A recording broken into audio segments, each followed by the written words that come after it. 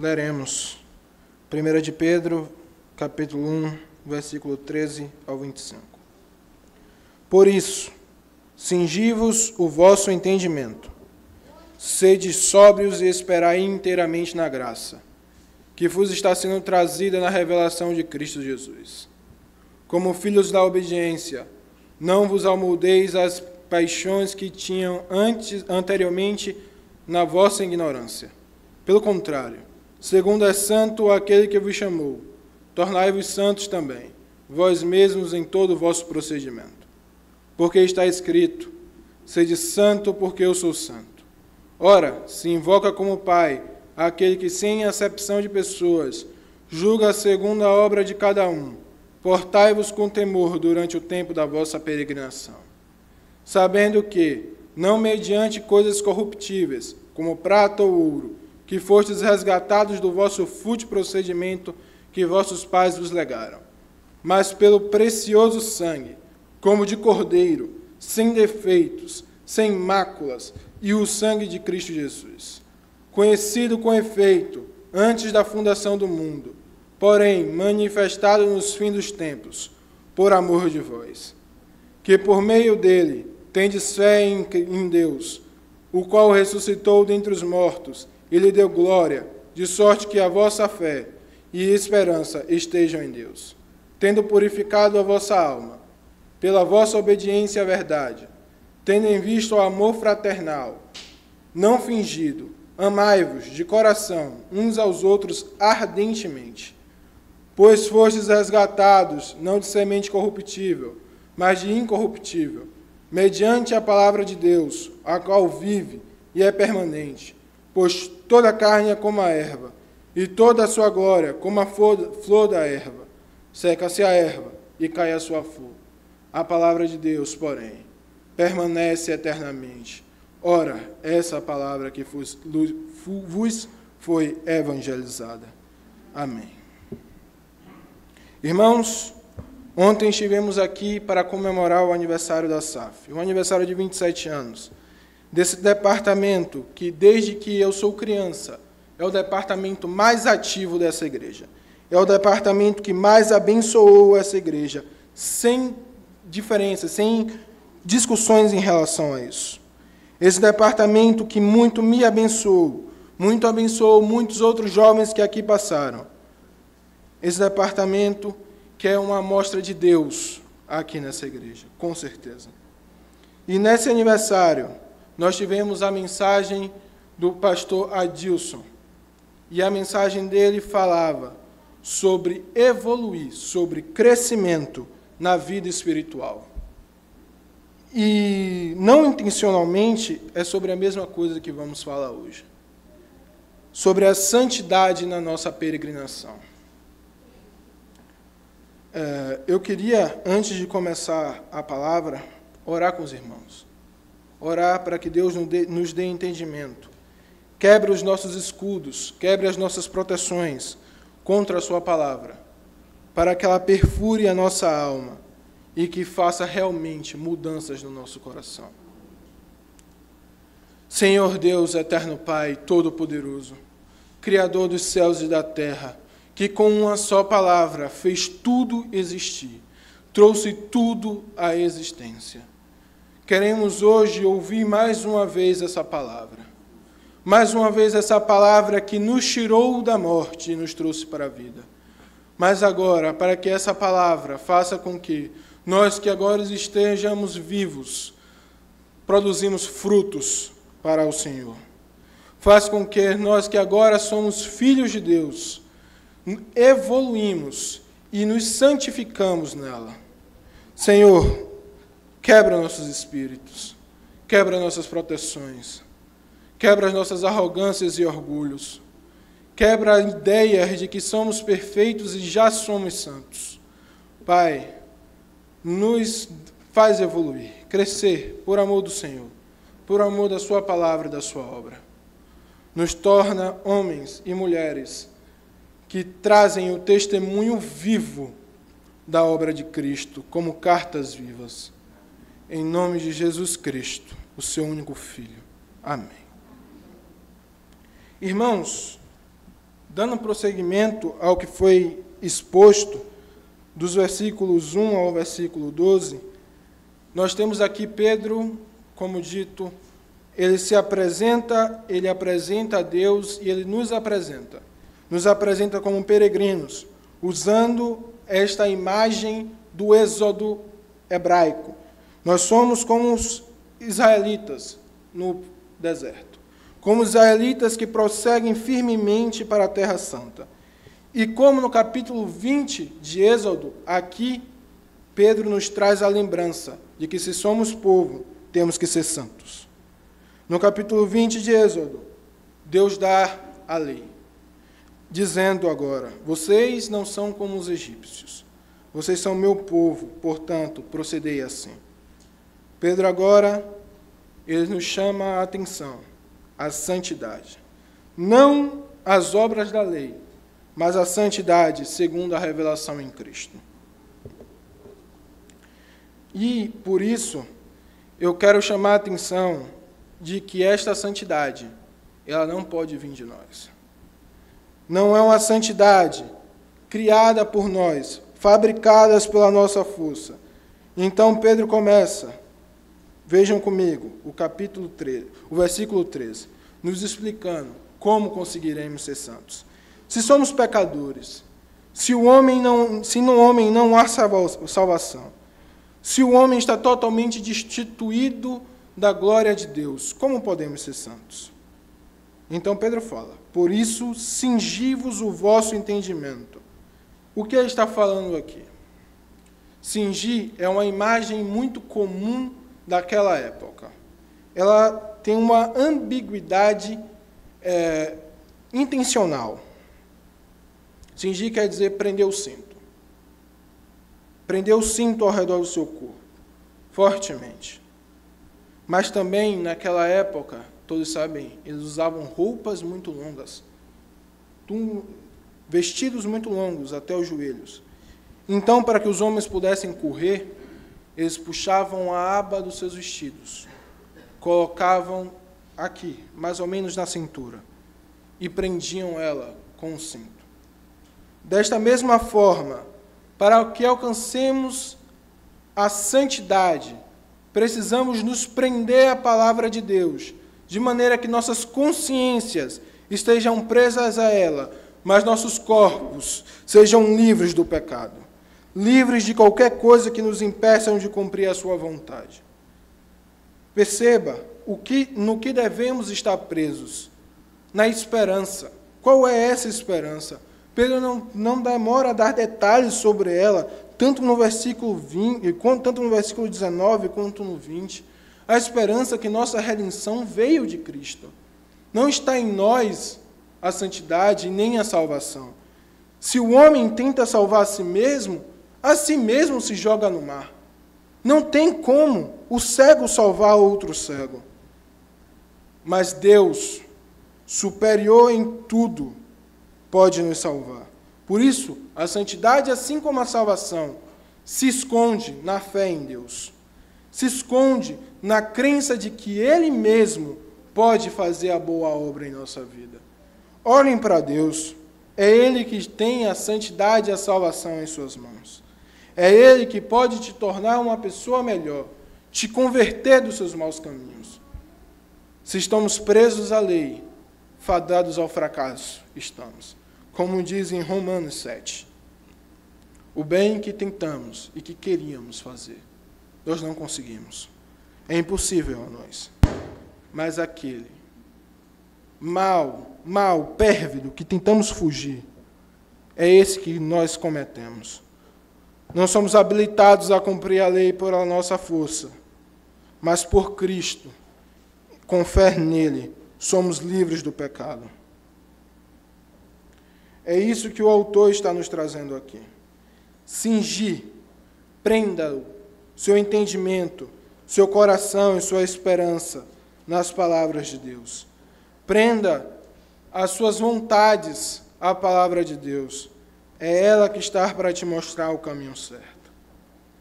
Mas no segundo ponto, o apóstolo nos traz os motivos.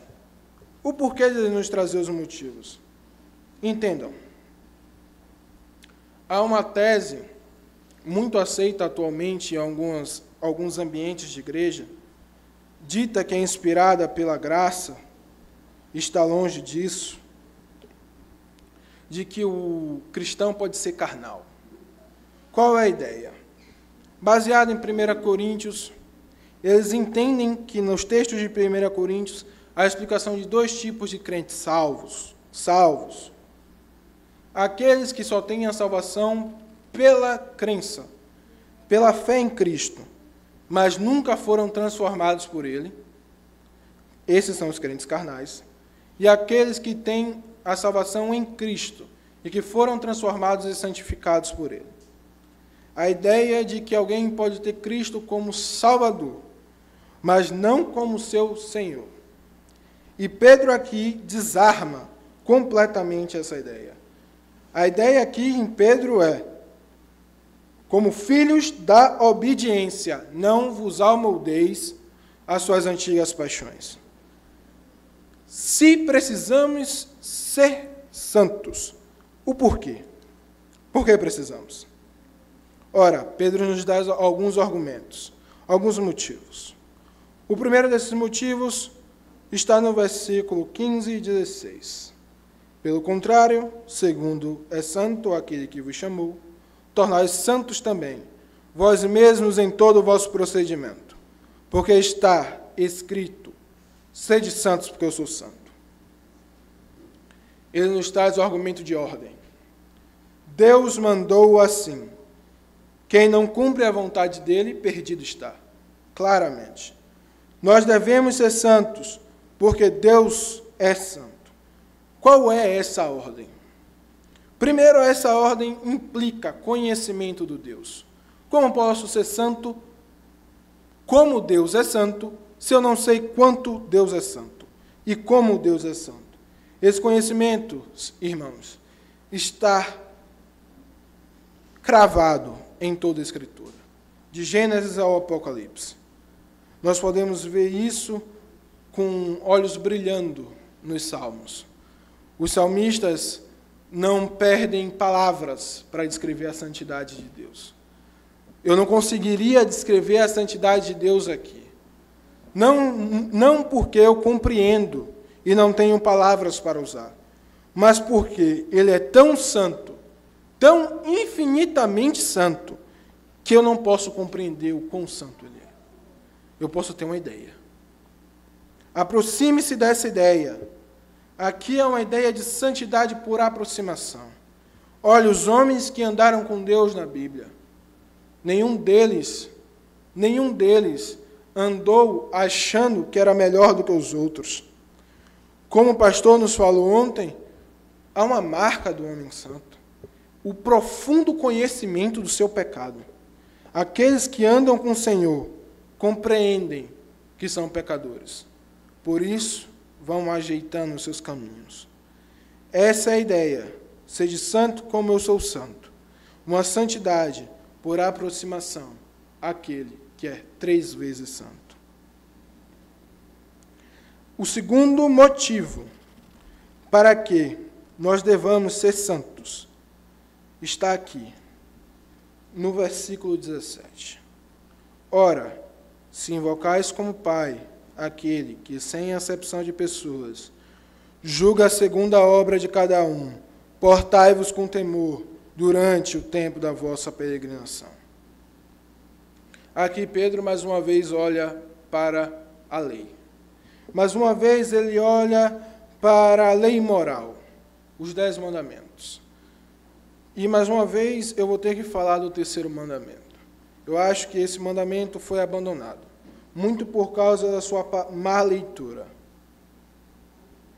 Pedro aqui está nos chamando a cumprir esse mandamento. Não tomarás o nome do Senhor teu Deus em vão.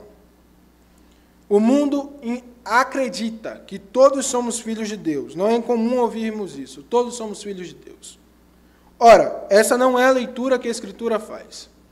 Não somos filhos de Deus por sermos sua criatura, de forma nenhuma. Somos filhos de Deus como por adoção, por meio de Cristo Jesus.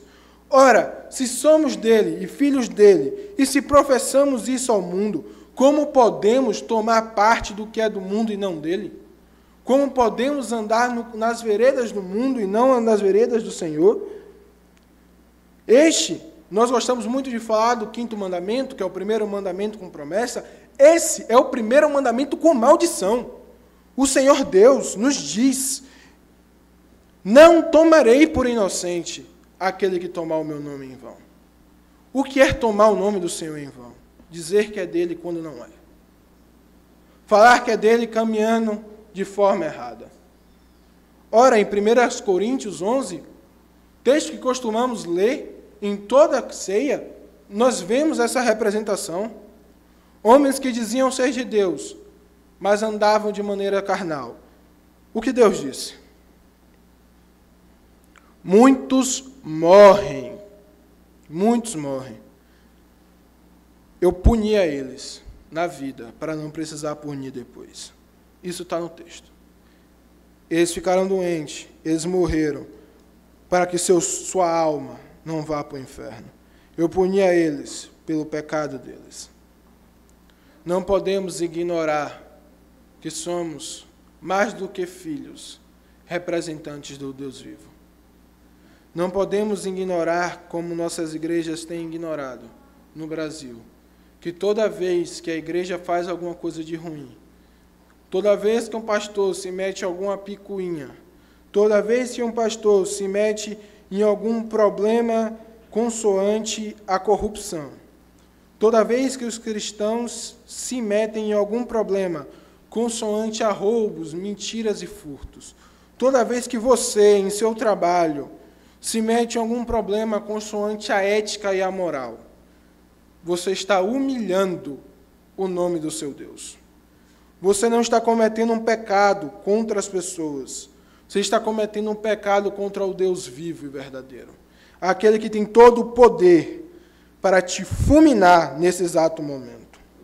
Aquele que tem todo o poder para te punir por esse pecado. Ora, não invoque como pai, se você não vai andar no caminho dele. Outra imagem que ele nos traz aqui é de um juiz. Um juiz que julga. Às vezes, pela ideia de graça, esquecemos do julgamento. Deus irá julgar vivos e mortos.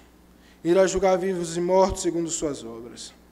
O pecador não vai para o inferno porque ele não foi escolhido por Deus. O pecador vai para o inferno pelo seu pecado e pela sua maldade. Irmãos, mas Pedro nos dá outro motivo. O terceiro motivo é o motivo da graça e da salvação em Cristo Jesus. Vejamos, versículo 18 a 21. Sabendo que não foi mediante a coisas corruptíveis, com o prata ou ouro, que foste resgatado do vosso fútil procedimento, que vossos pais vos legaram, mas pelo precioso sangue, como de cordeiro sem defeito e sem mácula, o sangue de Cristo, conhecido como efeito antes da fundação do mundo, porém manifestado no fim dos tempos, por meio de vós, que por meio dele tendes fé em Deus, o qual o ressuscitou dentre os mortos, e deu glória, de sorte que a vossa fé e esperança estejam em Deus. Ora, irmãos, quero que vocês percebam uma coisa. Nós costumamos falar que o acontecimento da Páscoa, a morte de Cristo, foi único e exclusivamente para a nossa salvação, como uma salvação escatológica, que prevê uma salvação no tempo futuro. Mas, de modo algum, essa é a completude da salvação de Cristo. A salvação de Cristo se manifesta no presente. Perceba, aquele que vos resgatou do vosso fútil procedimento. Cristo não morreu para que vocês sejam única e exclusivamente salvos. Cristo morreu para libertá-los do pecado. Ora, se Cristo morreu para libertá-los do pecado, e você anda em pecado, não está assim desvalorizando a morte de Cristo? Não está assim jogando o seu sangue fora? Não está assim humilhando sua obra na cruz? Claro que está. Este é o ponto. Se no primeiro ponto eu disse que precisamos confiar em Cristo, isso tem que ser uma obra ativa. Tem que ser um objetivo de vida. Acordar todo dia pensando e orando a Deus para ser mais santo. Para ser mais santo. Mais santo. Todo santo dia. Porque, desta maneira, confiando em Deus, podemos ser a sua própria imagem. Podemos falar, como falaremos semana que vem, do sacrifício e ressurreição de Cristo, mas com lábios puros e não impuros, cantando músicas para Deus, aprovadas por Ele e aprovado por Ele, como verdadeiros adoradores, não como aqueles que mentem e dizem ser cristãos. Olhem para a obra de Cristo, verão motivos o suficiente para ser santo. Olhe para Cristo.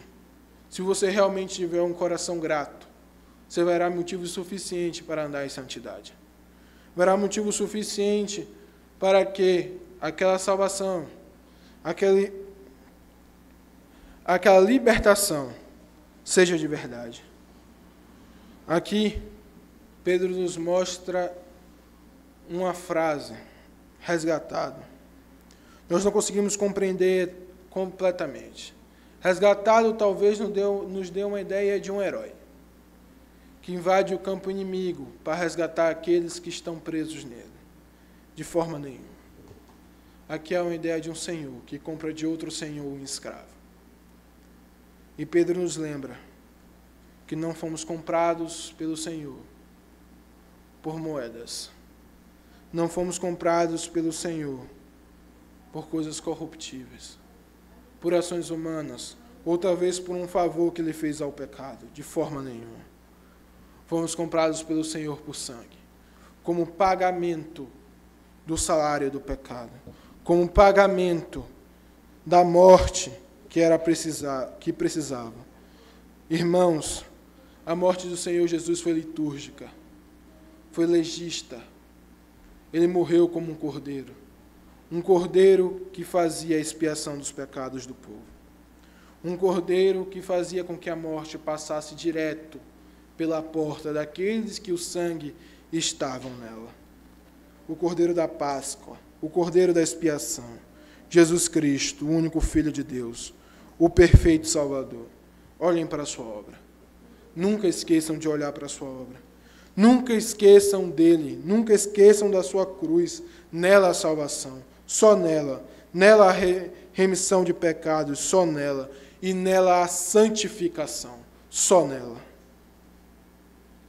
Irmãos, mas Pedro não acabou ainda.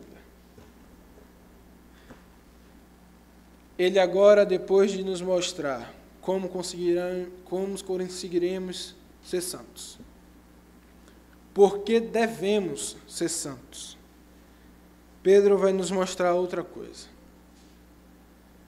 O que é ser santo? Esse vai ser o tema deste momento da carta em diante. Deste momento da carta até o seu fim. Pedro vai nos falar como devemos ser santos. E a primeira área de santidade que ele fala é a do amor. Por que amor? Pedro é um discípulo de Cristo. Eu acho que isso deixa bem claro. Ele era um discípulo de Cristo. Amor. Amor é a pregação. Amor é a palavra de Cristo. Amor é o que define nosso Deus. Ora, não cantamos recentemente? Deus é um Deus de amor. E aqui ele nos apresenta o amor de Deus. Vamos ler. Versículos 22 a 25. Tendo purificado a vossa alma, pela obediência à verdade, tendo em vista o amor fraterno, não fingido, amai-vos de coração uns aos outros ardentemente, pois fostes resgatados, não de semente corruptível, mas de incorruptível, mediante a palavra de Deus, qual vive e é permanente. Pois toda a carne é como a erva, Toda a sua glória é como a flor da erva. Seca-se a erva e cai a sua flor. A palavra de Deus, porém, permanece eternamente. Ora, essa palavra que vos foi evangelizada. Ele vai nos mostrar que o amor é a primeira área que nós precisamos ser santos. E aqui ele não está falando plenamente do amor ao mundo. Não está falando plenamente do amor à família. Ele vai tratar de um amor mais específico. O amor entre a congregação dos santos. Perceba? Amai-vos mutuamente. Amai-vos uns aos outros. Ele está falando da congregação, das congregações na Ásia. E hoje, falando da congregação presbiteriana de Boca do Rio. Amar ao seu irmão que está aqui no templo. Amar ao seu irmão que é da sua igreja. Amar ao seu irmão que é de uma igreja. Essa é a primeira ordem do amor. Como poderemos, então, amar um inimigo se não amamos aqueles que andam ao nosso lado? Como poderemos amar sequer o Deus vivo se não amamos a sua imagem e aos seus filhos? É impossível. Não podemos demonstrar amor a Deus sem demonstrar amor ao nosso irmão. Perceba, o amor que Pedro prega aqui não é um amor que vem de maneira natural, como prega o mundo. Aquele amor à primeira vista. De forma nenhuma. Ele fala tendo em vista. Tendo em vista é um objetivo. Olhe como um objetivo. Seu objetivo ao acordar de manhã, amar o seu irmão. Seu objetivo ao almoçar, amar o seu irmão. Seu objetivo ao estar na igreja, amar o seu irmão. Mais uma vez, gostamos de falar da congregação dos santos como uma oportunidade de bênção, e ela é, porque Deus nos deu. Mas ela também é uma oportunidade de obrigação, porque você tem que estar na congregação dos santos para abençoar o seu irmão. Não tem outra maneira. Você precisa abençoar o seu irmão. Você precisa doar o seu coração ao sofrimento e à alegria do seu irmão. Você precisa doar a sua mente e seus ouvidos às lamúrias, às preocupações dos seus irmãos. Você precisa doar o seu corpo ao serviço ao seu irmão. É desta maneira que Pedro fala. Nós precisamos manter no nosso coração um verdadeiro amor. O amor no Novo Testamento não é o amor que você vê aí fora. Não é um amor de sentimento, de maneira nenhuma. É um amor de ação. E a ação é estar com o outro. A ação é você entrar na igreja e cumprimentar o seu irmão. Perguntar como ele está. Perguntar o seu dia a dia. Perguntar os seus momentos. Como está o seu coração? A ação é usar os seus lábios para abençoar o seu irmão, para pregar o evangelho a ele, para conversar com ele, para doar todo o conhecimento que Deus te deu a ele, a usar os seus lábios para orar por ele. Isso é amor. Essa é a primeira mudança que devemos fazer em nossas vidas. Essa é a primeira mudança e é a primeira área que precisamos ser mais santos. Começo por mim. Por mim que estou no púlpito, para aqueles que estão sentados na cadeira. Não tenho sido suficientemente santo em relação ao amor fraternal com os irmãos. Muitos aqui também não têm sido. Isso é um problema que muitos adolescentes vivem. Estar na igreja todos os domingos, só para ouvir a palavra de Deus e depois sair. Estar na igreja todos os domingos e não ter felicidade nenhuma em ver seus irmãos. Não ter felicidade nenhuma em ver os irmãos aqui, Deus te deu. Aqueles que também foram adotados por Deus. Os verdadeiros e únicos filhos de Deus. O amor fraternal requer trabalho. O amor não fingido requer esforço. O amor de Deus requer objetivo. Todo dia. Não é algo natural. Você não vai aprendendo. Você tem que ter um objetivo. Eu vou chegar e falar com meu irmão. Eu vou entrar na igreja e perguntar como ele está. Eu vou na casa dele e cuidar dele quando ele estiver doente. Eu vou visitar o meu irmão quando ele estiver no leito. Esse é o amor fraternal. Não temos tempo, vivemos num mundo corrido. Mas o que você pode fazer pelo seu irmão? Antigamente, na época de Atos, nós íamos de casa em casa, orando, lendo e cantando louvores. O mundo não nos permite mais isso. Mas vamos nos render completamente ao mundo?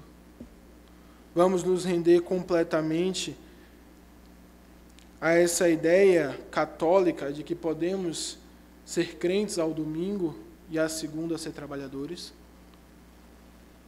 Ser crentes ao domingo e à segunda ser pecadores? Ser crentes ao domingo e na segunda ser o pior dos homens? De forma nenhuma. Tendo em vista aquele que nos santificou, que nos salvou dos mortos, confiados no seu amor, orando todo dia para ser santo, podemos sim amar os nossos irmãos. Podemos sim cuidar dos nossos irmãos. Começando na sua congregação, depois na congregação dos outros, e depois demonstrar esse amor que temos entre nós para o mundo. Há um filme, eu não tive a oportunidade de assistir ele por inteiro, que é o filme do apóstolo Paulo, mas uma das frases dele, do apóstolo, me marcou muito. A frase dele é a seguinte: eles nos conhecerão pelo amor. Quem já estudou história e sabe como era a sociedade da época, é verdade. Não existia amor. A crueldade reinava. Hoje a sociedade é muito mais amena. Mas podemos de fato dizer que nos conhecem pelo amor? Podemos de fato dizer isso? Eles nos conhecerão pelo amor, no momento que amarmos uns aos outros. Que Deus nos dê essa bênção. Vamos orar mais uma vez. Senhor Deus, confiando na salvação em Jesus Cristo, vendo as ordens da sua palavra, rendidos à sua vontade,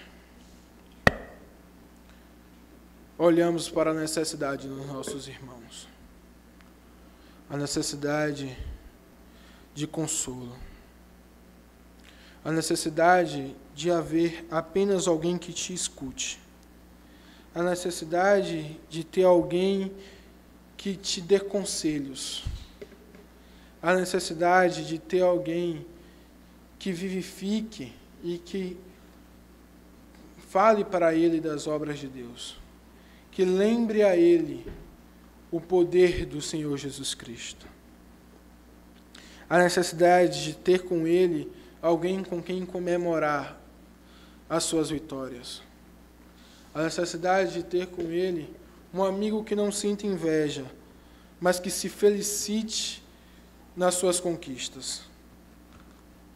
Que nós possamos demonstrar todo esse amor, amor que Cristo pregou, amor do qual os seus apóstolos foram testemunhas, amor pelo qual os seus mártires morreram. Que nós possamos, todo santo dia, demonstrar esse amor aos nossos irmãos.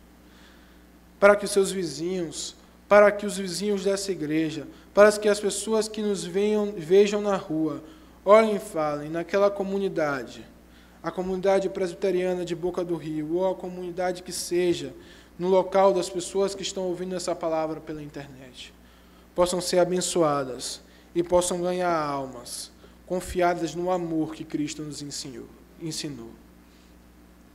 Pai, nos deixa ser conforme o seu Filho. Homens que andem conforme Jesus Cristo. Homens e mulheres que estejam dispostos de verdade a se sacrificar pelo injusto, a amar aqueles que nos odeiam. Para isso, que nós possamos amar aqueles que andam ao nosso lado. que enfrentam os intempérios da vida ao nosso lado, que passam pelas mesmas dificuldades que nós possamos nos amar uns aos outros. A sua palavra fala que o amor vem do Senhor, que aquele que não ama não pertence ao Senhor, que nós, como os filhos adotados por meio de Cristo Jesus, possamos demonstrar todo esse amor, o amor de Deus, aquele amor mesmo que é mostra para o mundo e para os ímpios por meio do sol e da chuva. Este mesmo amor possa estar nos nossos corações. Em nome de Jesus Cristo, seu único Filho. Amém.